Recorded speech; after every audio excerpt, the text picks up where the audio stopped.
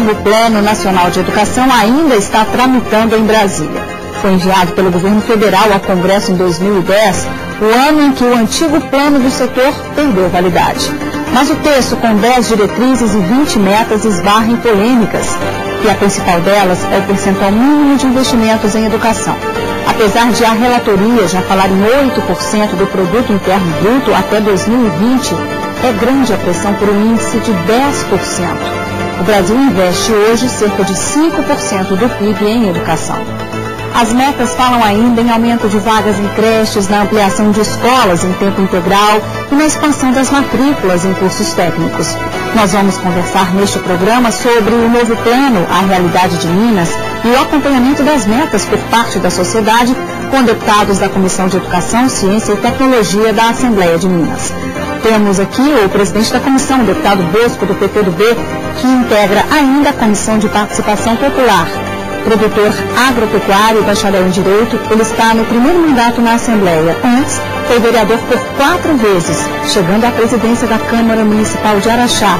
Foi ainda diretor de captação e qualificação do IDENE, Instituto de Desenvolvimento do Norte, Vale do Jequitinhonha e Mucuri. Temos também o vice-presidente da comissão, o deputado Duarte Bechir, do PSD, que é também vice-líder do Bloco Transparência e Resultado, vice-líder do PSD e integrante da Comissão de Direitos Humanos. Ele está no segundo mandato como deputado estadual. Bacharel em Direito, foi técnico em pesquisas do IBGE, além de prefeito, vereador e presidente da Câmara em Campo Belo.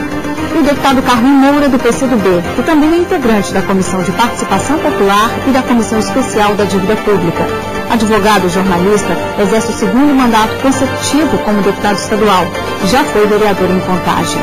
O ponto de vista do parlamentar numa conversa franca e aberta é o Assembleia Debate, que começa agora.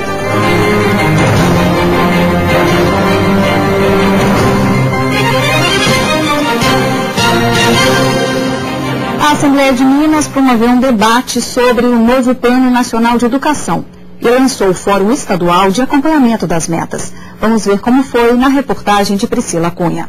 O debate foi aberto sobre processos dos profissionais de educação no Estado. Nós trouxemos um dossiê da educação pública mineira, com dados preocupantes sobre a qualidade da educação, como, por exemplo, termos turmas multisseriadas e a questão da desvalorização da nossa categoria. O evento discutiu a importância dos fóruns nacional e estadual para a elaboração de políticas públicas para a educação. Outro tema foi a participação da sociedade nesse processo. A sociedade tem que participar sempre, não apenas colocando seus interesses, suas demandas, mas sugerindo caminhos, correções, propostas. Além do apoio aos fóruns, o deputado Bosco lembrou de iniciativas da Assembleia que uniram professores, pais e alunos em debates. O Fórum Segurança nas Escolas, onde nós percorremos praticamente todas as regiões do Estado, colhendo dados, colhendo informações e, acima de tudo, sugestões. Dos fóruns e da Conferência Nacional, no ano passado, vieram as diretrizes e objetivos do Plano Nacional de Educação, que tramita na Câmara dos Deputados em Brasília. Uma das principais discussões é o financiamento do setor. O governo federal propõe que 7% do produto interno bruto sejam investidos por ano em educação, mas a sociedade cobra 10%. De acordo com o coordenador do Fórum Nacional de Educação, todas as metas são prioritárias. Nós não podemos negar que o financiamento, por exemplo, é uma das metas mais discutidas. A questão da valorização dos profissionais também é uma meta muito discutida, mas todas são importantíssimas se nós queremos garantir uma ação sistêmica da educação, da creche até a pós-graduação. Primeiramente, eu vou dar as boas-vindas aos deputados, agradecer a presença, começando pelo senhor deputado Bosco, presidente da Comissão de Educação. Qual vai ser o papel desse fórum estadual? Bom, eu gostaria primeiro fazer uma saudação a você, aos colegas deputados, Duarte Bechir, vice-presidente da nossa Comissão de Educação, deputado Carlos Moura, dizer da nossa alegria, da nossa satisfação de estarmos aqui participando desse debate e, sobretudo, falando de um tema tão importante que é a questão da educação. E nós temos aí essa grande expectativa desse projeto que se encontra em tramitação no Congresso Nacional, que é o o projeto do Programa Nacional da Educação, que vai determinar, né, as diretrizes básicas, né, para os próximos 7, 8 anos da educação, não só para Minas Gerais e para o Brasil. E a expectativa nossa aqui em Minas Gerais é muito grande, né? Minas Gerais tem avançado bastante, sobretudo na questão do melhoramento, e sobretudo da questão da qualidade de ensino, né? Mas nós sabemos que o que se investe hoje na educação ainda não é o suficiente, né, para que nós possamos atingir os patamares necessários, né? Então a expectativa nossa é que nessa aprovação desse novo projeto do Plano Nacional da Educação nós possamos ter, por parte do governo federal, uma participação mais expressiva, né? A expectativa é que cheguemos ao índice de no mínimo aí uns 10%, né, do PIB, para que nós possamos ter os investimentos necessários para podermos garantir o avanço que o país demanda e que os estados, né, da federação demandam, e os municípios, né? Hoje, a boa parte dos investimentos da educação, ou seja, mais de 70% hoje dos investimentos na educação é feito pelos estados e pelos municípios, né? E ficando uma pequena atribuição e contribuição pelo governo federal. Então nós esperamos que agora essa questão seja corrigida e que nós possamos dar um passo importante para que o Brasil possa também se destacar lá no exterior, na questão da educação de qualidade. Muito obrigada, deputado Bosco. Vou passar por lá de cá, ouvir o vice-presidente da Comissão de Educação, deputado Duarte Bechir. Bem-vindo também. Muito obrigado. Saúdo também os presentes, a apresentadora Helena, e dizer que é uma oportunidade, talvez, das mais importantes que essa casa propicia, o debate da educação. O Plano Nacional da Educação, conforme já aqui colocado, está na comissão especial lá na Câmara dos Deputados, e antes da sua aplicabilidade, antes da sua aprovação, antes do seu exercício, já se pode dizer que há muitos debates, discordâncias com as metas. Eu, por exemplo, fico para o momento apropriado para dizer que também me preocupa o tratamento que será dado aos portadores de necessidades especiais, aos deficientes, além, claro, do financiamento que, na nossa visão, talvez seja um dos assuntos mais importantes. Porque quando se fala em educação, não há de se falar em gasto, há de se falar em investimento. Ou você faz uma obra física, você constrói uma ponte, você asfalta uma rua, talvez aquilo fica muito bonito, mas quando você fala em investimento em educação, talvez seja essa a maior indústria de transformação que nós podemos realmente ter em funcionamento numa nação e que possa dar a essa nação, à sua população, uma garantia de um futuro melhor. Então o Plano Nacional da Educação, ele já começa um pouco atrasado, porque ele é para ser vigorado de 2011 a 2020, e nós já estamos agora em abril de 2012. Ele já está um ano atrasado a sua aplicação e ainda não foi aprovado. Então ele já começa com um atraso que nos preocupa, e o que mais nós defendemos, talvez, seja, conforme já colocado pela apresentadora, o percentual a ser gasto, a ser investido na educação. Então, se hoje nós temos perto de 5, o governo federal sinaliza para 7, há um entendimento de elevar para 8 e a população pede 10, nós já tivemos, por exemplo, recursos definidos para a saúde originais da CPMF. Foram arrecadações das movimentações financeiras em bancos que fizeram num período que a saúde pudesse ter uma melhoria e que depois se descobriu que, na verdade, não se estava capitalizando todo o recurso arrecadado em benefício da saúde e foi extinto essa aplicação do recurso.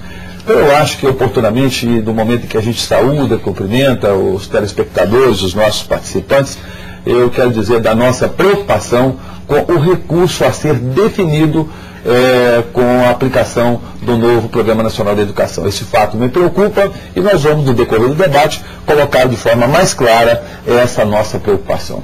E também, no outro momento, entender como que é o impacto disso em relação ao governo estadual e às prefeituras mineiras. Com toda certeza. Muito obrigado, deputado Duarte Bechir. Deputado Carlinhos Moura, e as suas palavras iniciais, como é que o senhor está vendo essa polêmica em torno da tramitação do novo Plano Nacional de Educação?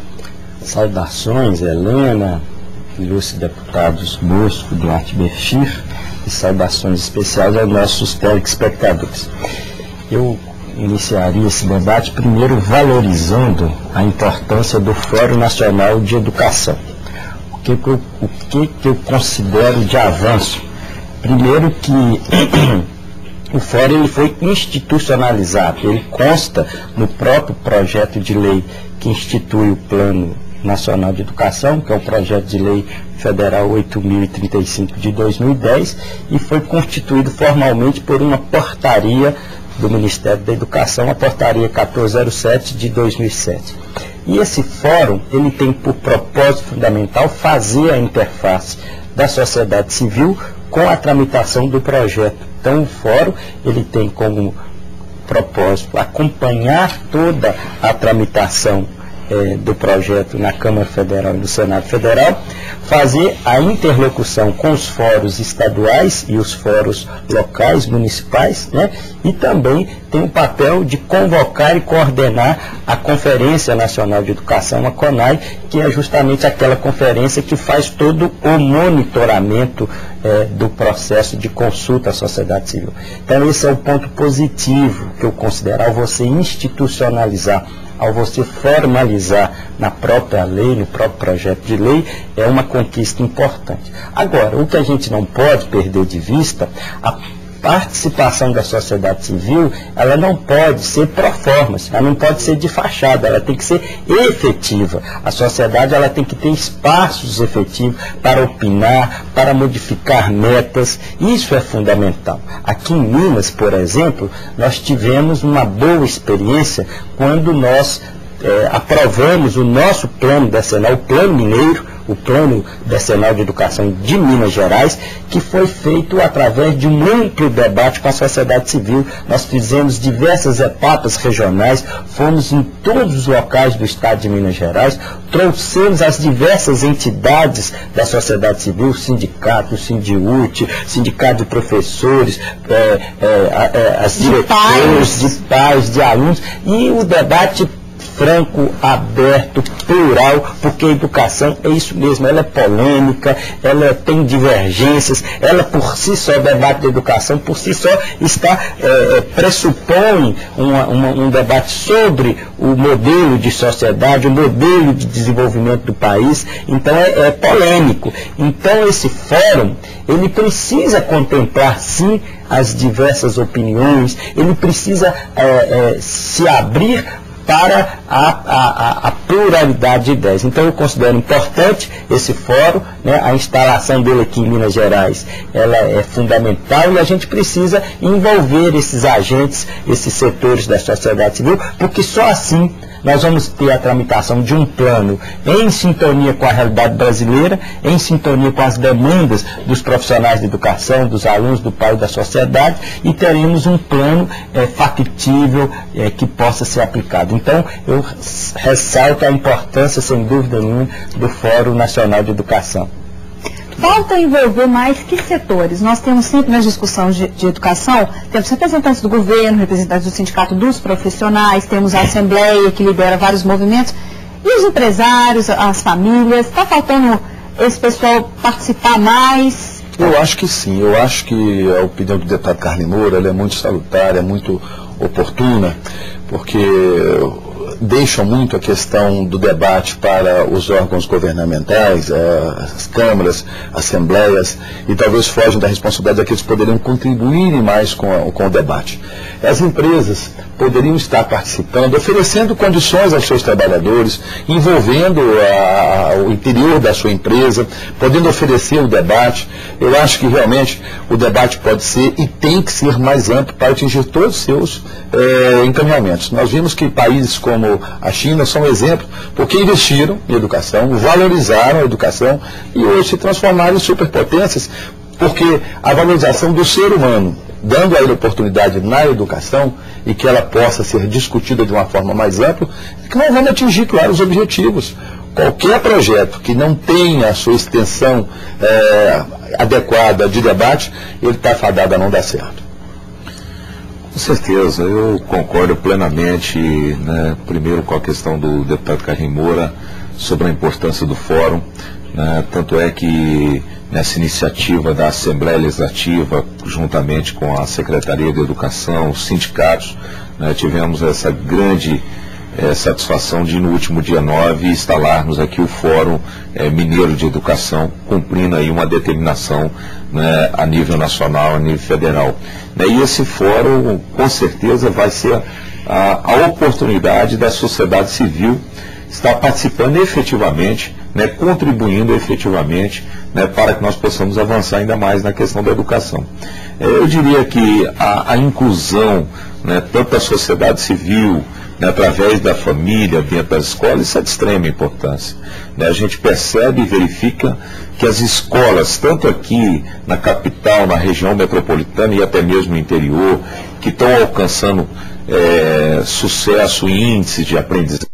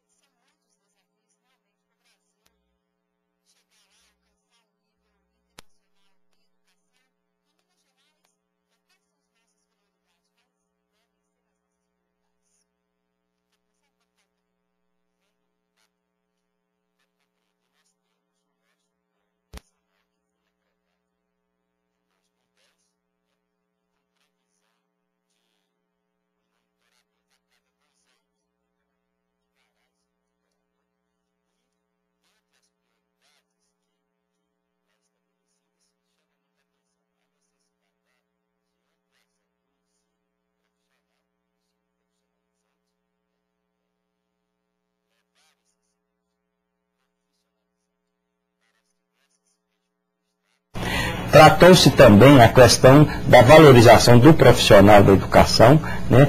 O profissional, não há educação sem valorização do profissional, estabelecendo metas de cumprimento, de melhoria da carreira, de melhoria da remuneração, né? Trabalhou muito a interlocução entre as redes. A educação ela não pode ser tratada separadamente, as redes precisam se comunicar, tanto a rede federal, as redes municipais, as redes privadas e particulares. Até porque em algum momento os alunos vão desaguar nas outras redes. Justamente. Então, o nosso plano, ele tem muita sintonia com o plano nacional. E já com aquela perspectiva que, uma vez aprovado o plano nacional, a gente faz posteriormente a revisão, um ajuste para o plano nacional. Mas considero isso, a melhoria no financiamento, como sempre, a valorização do profissional e a ampliação, né, do ensino profissionalizante, no meu modo de compreender. Opinião dos senhores.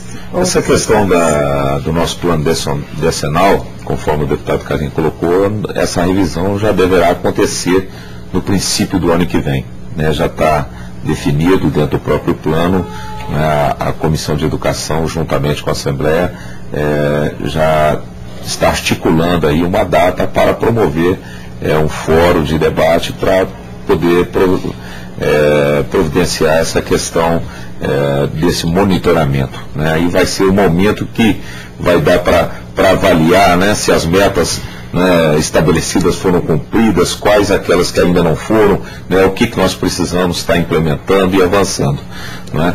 Mas esta questão também da valorização do profissional da educação é de extrema importância, né? A gente sabe que houve aí, sem dúvida alguma, uma defasagem na questão da valorização dos profissionais, questão de décadas, que não é de agora, que não é dos governos que aí estão, né? São questões que vêm ao longo de uma história de décadas, né? Mas que precisam ser corrigidas, precisam ser melhoradas, para que nós tenhamos realmente o professor motivado, né, a poder dar aula, a ensinar os nossos alunos, né? Minas Gerais tem procurado fazer isso, né? O nosso governador Anastasia, juntamente com a secretária de Educação, que é também professora, a professora Ana Lúcia Gazola, né, tem se preocupado muito com essa questão.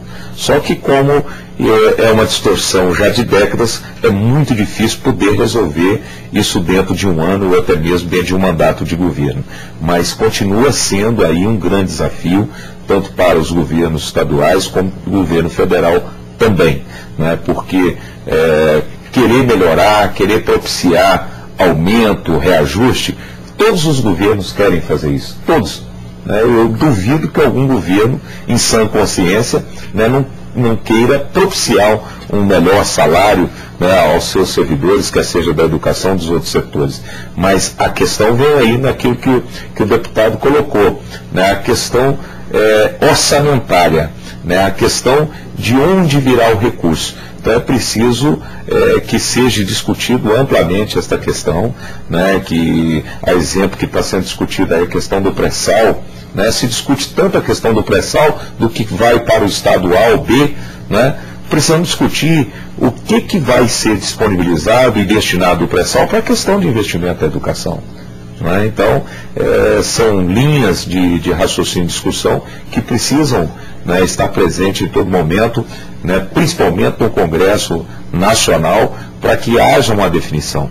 Né? Nós devemos ressaltar também e valorizar a movimentação da classe estudantil. Né? A União Estudantil, principalmente de Minas Gerais, tem feito aí um movimento grande também, para que parte também do que se arrecada através das mineradoras sejam destinados também à educação. É um ponto válido também, importante, e que deva estar também na mesa de discussão. Né? Então, recursos, né, que tem que ser garantidos, e que, se a gente for avaliar, analisar, num país tão rico quanto o Brasil, nós podemos estar buscando essas fontes. Você colocou uma situação interessante. Eu estava olhando aí um estudo da Unesco, né, onde aponta que o Brasil está em 88º lugar a nível mundial. Né, isso é muito preocupante, né? Você vê que países bem menores, com um desenvolvimento bem menor do que o Brasil, estão na frente do Brasil com relação à questão da educação a nível mundial. Então é um número, é uma colocação, né, preocupante, que nos incomoda e muito, né? Então nós precisamos estar preocupados com essa questão desse avanço a nível internacional. Por outro lado, também a Unesco aponta que nós temos hoje 14 milhões de brasileiros que ainda não sabem ler e escrever, né? Ou seja, analfabetos. Né? E temos também 600 mil alunos, ou seja, 600 mil crianças ainda fora da escola, né? Então são números desafiadores, né, que nós precisamos trabalhar muito para mudar esse quadro, para mudar esse... O deputado Bosco fala dos números do Brasil e ele nos pergunta também com a questão a Minas Gerais, o que nós podemos aqui estar fazendo em relação ao Brasil, as metas que serão debatidas para Minas Gerais. Em Minas Gerais, todos sabem, nós temos aqui a síntese do Brasil. Nós temos a Minas Gerais diferenciada. Você veja bem que a condição socioeconômica da região da qual o Bosco vem para essa casa, o Alto Paranaíba, é uma. A região que o Carlinhos Moura vem para essa casa, especialmente a sua votação condensada e na região metropolitana de Belo Horizonte, é outra contagem, uma região digitalizada. A região que eu represento, a que eu sou mais votado, do sul de Minas, é outra. E sem falar da forma que vive as pessoas que estão no norte, né? No Vale do Mucuri, Jequitinhonha. Então, nós temos que ter o debate em Minas pensando também na questão de Brasil. Nós temos escolas que necessitam de investimentos. O MEC tem feito agora um debate de poder estar propiciando a construção de quadras em escolas com mais de 800 alunos. Uma das metas do plano decenal debateu até que número de alunos nós vamos construir quadra para oferecer das escolas. Foi amplamente discutido aqui como também uma das necessidades. A presidente Dilma estava ontem nos Estados Unidos solicitando do presidente Barack Obama o aumento das vagas dos alunos que vão para lá se profissionalizarem, especializarem. Então, é complexo quando fala em educação, é muito complexo. Nós temos em debate na casa, o pessoal da oposição especialmente diz que o governo de Minas propicia as salas multisseriadas, mas não é uma determinação que se façam turmas multisseriadas, são exceções. Isso devido àquilo que eu dizia, da complexidade e da síntese que Minas representa em relação ao Brasil. Ou seja, nós temos Minas Gerais, a situação de zona rural, onde matricularam-se apenas 2, 3 alunos numa única série do primeiro ano, da primeira série. Aí outros 3, 4, 2 da segunda série. Esses alunos ficarem isolados numa sala de aula com uma professora, essa mínima quantidade talvez não seja tão produtivo como que uni-los a segunda com a terceira, a primeira com a segunda. Ou seja, há uma responsabilidade também nesse sentido de não permitir que sejam colocados na mesma sala alunos que têm matéria diferenciada. Quinta, oitava, não é permitido, isso não ocorre em Minas Gerais. O que ocorre são nas séries que pode ser pertinente essa colocação. Eu digo isso porque nós estamos falando de Minas Gerais e nós não podemos deixar de lado os nossos problemas para encontrar problemas dos outros estados da União. Temos que debater os problemas de Minas e nós vamos cair no mesmo segmento que eu dizia ao deputado Carlinhos Moura. Valorização dos profissionais é necessário? É urgente? Sim. Melhoramento das estruturas físicas? Sim, necessário. E nós, para respondermos a estas questões e outras, nós vamos ter uma questão principal, o recurso. O governo de Minas tem dedicado a sua parcela de contribuição, assim como as prefeituras, cada um dentro daquilo que a lei faculta e cada um tem a sua obrigação. Eu me lembro que quando o prefeito de Campo Belo foi colocada a questão da saúde, nós tínhamos que aumentar para chegar em 15 em percentuais que cresciam ano a ano para nós adequarmos o nosso orçamento aos gastos com a saúde. Foi feito, não foi de uma vez, não foi imposto, tem que passar para 15 esse ano. Foi feito gradativamente, bem planejado, e nós fomos adaptando. Mas o que ocorre a maioria das cidades do interior? Já gasta mais de 15%. Não consegue sobreviver com apenas 15%. Aí nós vamos voltar para a União. Se ela mantiver, como manteve na lei anterior, que ela gastaria 7%, e está gastando 5%, A lei já falava 7. Agora querem 8. E nós achamos que deu 10, nós temos que definir 10 e como uma meta de governo que queira ver o país crescer. Essa tem que ser uma meta. E crescer através da educação, que é o seu principal pilar. Os governos estaduais e as prefeituras realmente estão pagando o pato maior da educação, deputado Carlos Moura? Deixa eu só puxar o fio do novelo, voltando um pouco. Primeiro o seguinte, o plano nacional ele precisa enfrentar questões cruciais. Primeiro, nós não podemos mais conviver com a educação e o professor tendo um salário que como se fosse bico. O professor não pode viver de bico. A remuneração que o professor vive hoje, há casos que o professor chega em véspera de feriado e faz as contas dele, eu vou vender cachorro quente na praia, que os 2 dias que eu matar de aula, e faz a conta, eu vou perder 10 reais aqui por 2 dias que eu matar, lá vendendo cachorro quente eu ganho mais. Isso não pode, isso é inadmissível. Nós precisamos ter um salário digno para o professor. Ter um salário digno para o professor. E aí o deputado Asbesti tem razão. Nós também não podemos desconsiderar as desigualdades regionais. Assim como tem as desigualdades regionais em Minas, há as desigualdades regionais no Brasil. E a gente precisa de um fundo, que é o Fundeb. Esse fundo ele tem que promover as igualdades.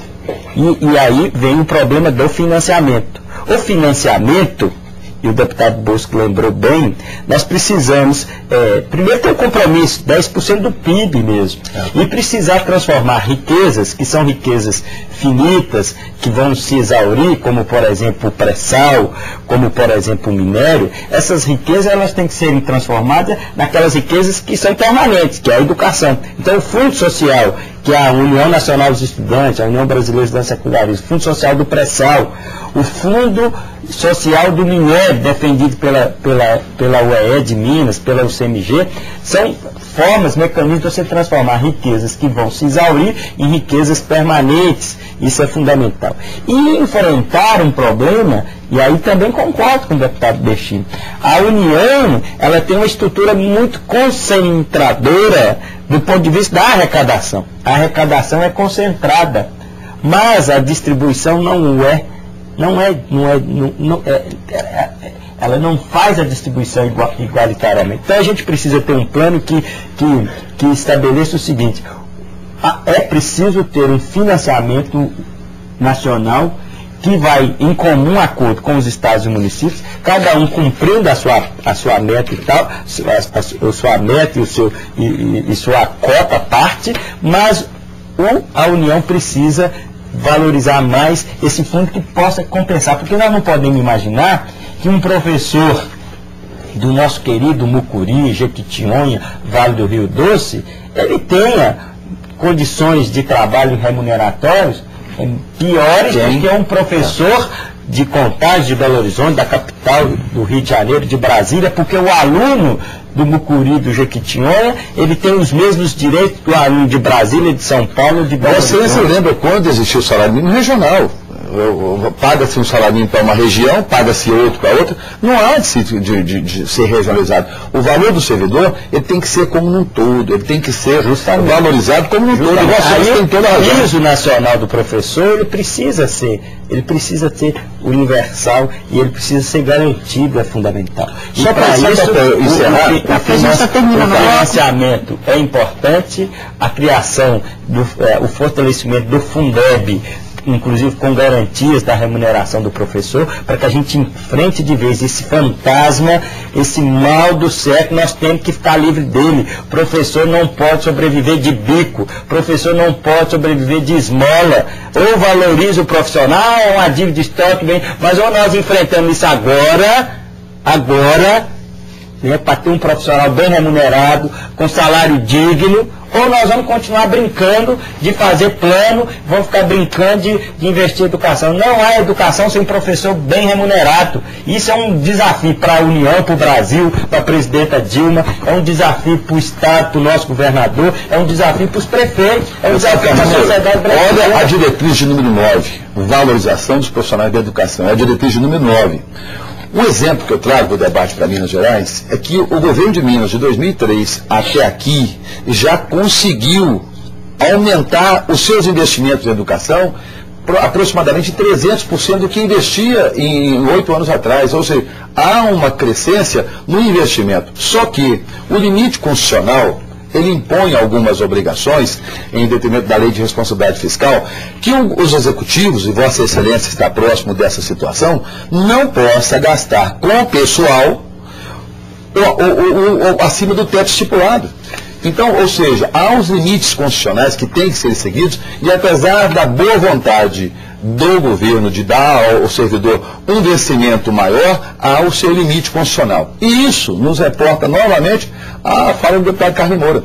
Se o governo do Estado quer propiciar, ele tem que ter um aumento, um incremento na sua arrecadação.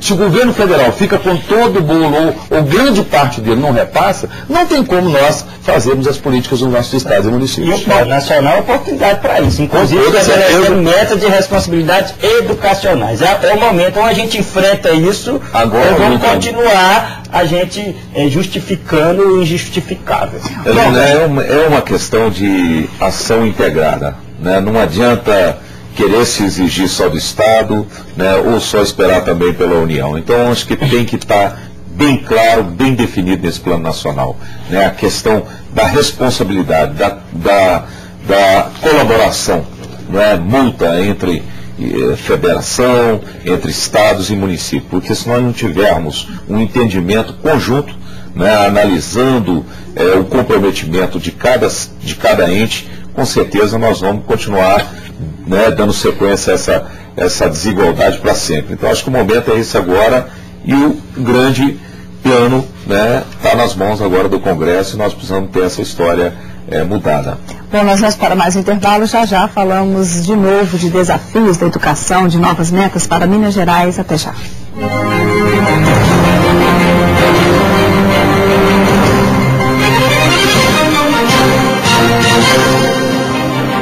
A sala de imprensa desta semana é sobre a Lei Brasileira de Acesso à Informação, que entra em vigor em maio.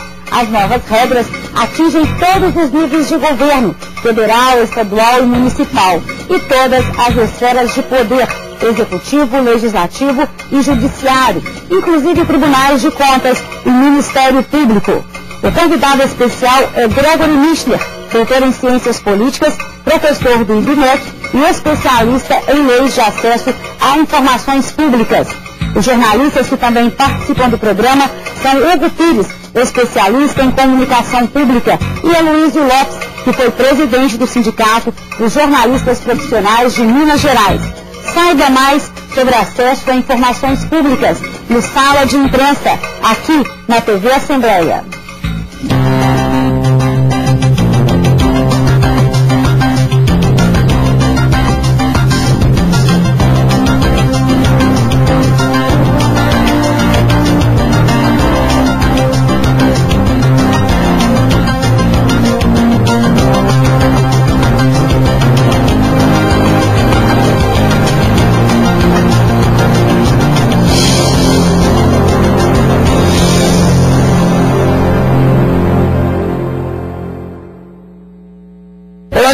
Fiquem agora com mais um selecionado do Vozes do Morro.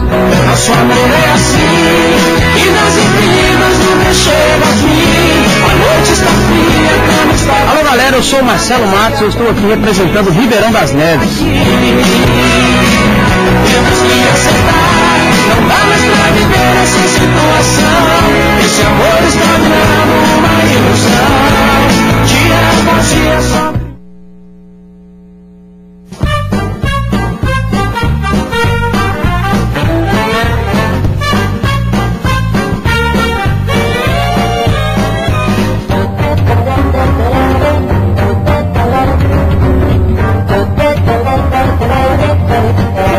Um deputado federal elabora leis e fiscaliza a aplicação do dinheiro público. Tem ainda a responsabilidade de instaurar processo contra o presidente da República e o vice.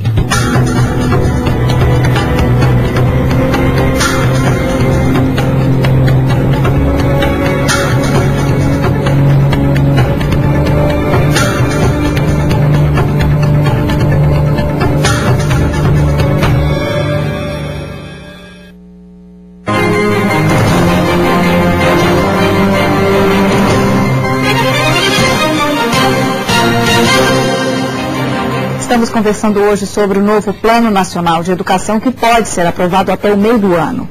O plano regulamenta diretrizes e metas a partir do que prevê a Constituição para o setor.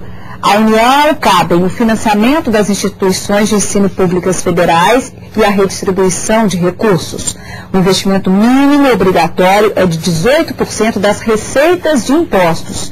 Estados e o Distrito Federal devem atender prioritariamente aos ensinos fundamental e médio e os municípios ao ensino fundamental e à educação infantil. O investimento mínimo para estados e prefeituras deve ser de 25% das receitas de impostos. Então, senhores, estamos chegando ao fim do nosso programa. Queria pedir a cada um uma avaliação final sobre o que conversamos, sobre os grandes desafios que temos para o Estado. Começando pelo senhor, deputado Duarte Bechir. Perfeitamente. Eu gostaria, antes de encerrar esse debate, de dizer da meta número 4, que fala da inclusão dos alunos portadores de deficiência nas escolas do ensino regular.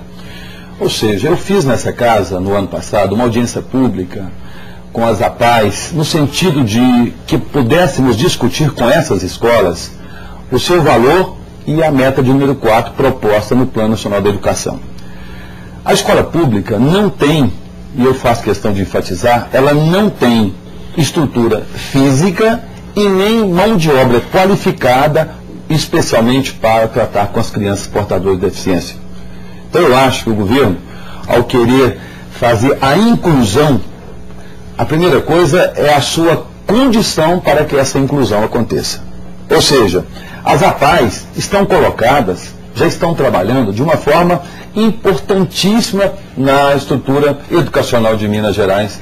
Então nós temos essa situação, eu falo de Minas, porque nós andamos, conhecemos essas estruturas. Eu posso falar de Campo Belo, eu posso falar de Perdões, de Nepomuceno, de Boa Esperança, eu posso falar das APAES do estado, onde eu percorro, no extremo sul, nos limites com a cidade de Juiz de Fora, Liberdade, ou seja, onde nós encontramos uma APAE, nós vemos uma verdadeira devoção pelo trabalho. São professores que, além de ensinarem, têm um preparo emocional especial para lidar com essas crianças. O governo deveria, ao invés de querer levar todos os alunos para a rede pública, valorizar esse trabalho das APAES. Alocar recursos para essas entidades para que elas possam fortalecer e oferecerem melhores condições para os alunos que dela necessitam. Abrir novas APAES, valorizar as que existentes. Então, eu fico com essa minha preocupação da meta de número 4, desse sistema de inclusão, porque quando falamos de uma escola da APAE, nós falamos de uma família muito especial que cuida de pessoas especiais. Nós, no interior, costumamos dizer que as APAES não são escola para se ter um olho de dó, é uma escola para se ter um olho de amor, de carinho e de responsabilidade. E o olho do governo federal deveria também voltar para as escolas clínicas das APAES, ao invés da inclusão na escola pública, melhorar estas instituições. Muito obrigada, deputado Duarte Bechir. Suas considerações finais, deputado Carlinhos Moura. Nesse debate nós enfatizamos muito pela importância que tem o financiamento e a valorização do profissional da educação. Mas tem outros pontos também que o plano prevê, outras metas que são tão importantes quanto. Eu poderia destacar, por exemplo, a educação no campo. Nós precisamos de um modelo diferenciado de educação do homem para que o homem permaneça no campo, a educação chegue com a realidade do homem no campo, porque o campo hoje, a agricultura brasileira, a produção agropecuária tem grande destaque na economia nacional e a gente precisa ter uma educação voltada para o homem no campo. Modelo, por exemplo, interessante, os modelos da Escola Família Agrícola, onde os calendários, os currículos, eles estão em sintonia, estão adaptados à realidade e ao calendário do próprio campo, ao calendário da agricultura. Então, discutir a educação no campo é um ponto fundamental, uma meta fundamental que também terá um debate interessante. Outra questão é a questão da gestão democrática, como trazer a comunidade para dentro da escola, como ter o espaço de respeitar as diferenças, para se respeitar também uma maior autonomia das escolas. A gente precisa ter um planejamento global, mas há as especificidades de cada escola, de cada realidade, que a gente precisa também criar os espaços para a criatividade daquela escola, daquela direção, daquele colegiado. Então a gestão democrática é fundamental. Outro ponto também que será tratado e é polêmico também é a questão da avaliação, como avaliar, qual a metodologia da avaliação do ensino, como se avaliar os resultados, né? Então é uma questão que merecerá também um destaque especial, e a questão da diversidade. O deputado Bechir tratou essa questão das pessoas com deficiência, mas tem a diversidade da população indígena, da afro-brasileira, dos ciganos, né, que é uma população tão ainda marginalizada nesse país e que teve um papel importante na construção desse país, que é o cigano, a cultura cigana. Ela não se adapta também a esse calendário formal que a escola tradicional apresenta. Então a diversidade, ela precisa, os indígenas, né, essa diversidade ela precisa ser tratada. Então são pontos importantes, são 20 metros, o plano está enxuto, ele conseguiu enxugar em 20 metros, mas com a amplitude e com uma universalidade importante. E o fundamental é a participação de você, da sociedade civil, de você, professor, aluno, empresário, que ajude também o poder público e legislativo a fazer um plano que esteja sintonizado com a sua realidade, com você aí no dia a dia. Obrigado, deputado Carlinho Moura. Encerrando então com o deputado Bosco, presidente da Comissão de Educação da Assembleia. Muito bem. Conforme eu disse no início, debater, falar de educação é sempre muito bom e importante.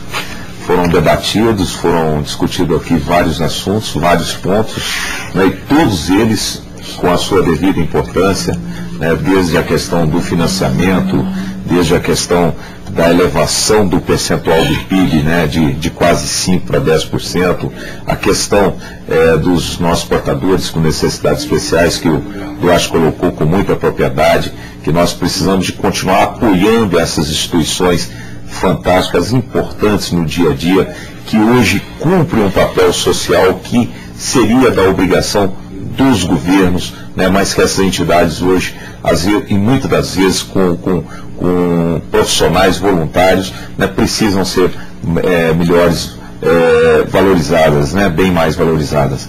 E outro aspecto também que eu destacaria aqui, que está dentro também do Plano Nacional, é a questão da educação, do ensino à distância.